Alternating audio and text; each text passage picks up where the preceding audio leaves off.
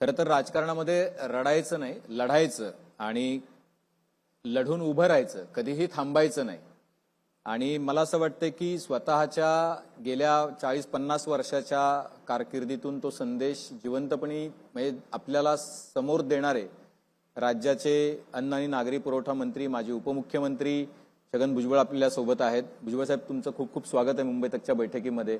धन्यवाद. भुजबळ साहेबांची प्रत्येक गोष्ट जी आहे ती खरं तर लाजवाब असते. मग त्यांचे मफलरची स्टाईल असो किंवा शेरोशायरी असो किंवा त्यांच्या राजकारणाची पद्धत असो किंवा संघर्ष करण्याची यात्रा असो.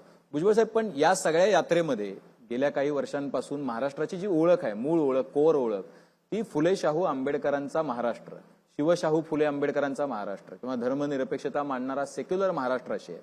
या महाराष्ट्रामध्ये कधी असा तुम्ही विचार केला होता का की अशा पद्धतीच्या विचाराला टक्कर देणारा उजवा विचार इतक्या स्ट्रॉंगपणे महाराष्ट्रामध्ये प्रस्थापित होईल, नव्हे तर 15-15 वर्ष तो सत्तेमध्ये राहील आणि आता फुले शाहू आंबेडकरांच्या विचाराला झगडा करावा लागेल, असा विचार तुम्ही कधी केला होता? तुम्ही ज्याला राजकीय कारकीर्द सुरू केली होती किंवा तुम्ही ज्याला महत्वाच्या पदांवरती, संविधानिक पदावरती पण आरूढ झाला होता त्यावेळेला?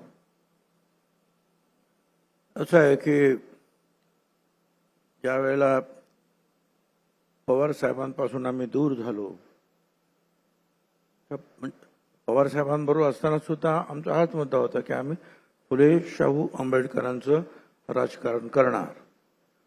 आणि ज्यावेळेला इथे आलो सरकारमध्ये, त्यावेळेला सुद्धा अजितदादांनी आम्ही त्यांना स्पष्ट सांगितलं की तुमची विचारसरणी काय आहे आम्हाला सगळ्यांना कल्पना आहे, पण आम्ही मात्र फुले शाहू आंबेडकरांच्या विचाराचे आहोत आणि त्या विचाराबरोबरच आम्ही जाणार. म्हणजे आमच्याबरोबर दलित समाज पण असेल, ओबीसी पण असेल, मराठा पण असेल, मुस्लिम समाज पण असेल आमच्याबरोबर.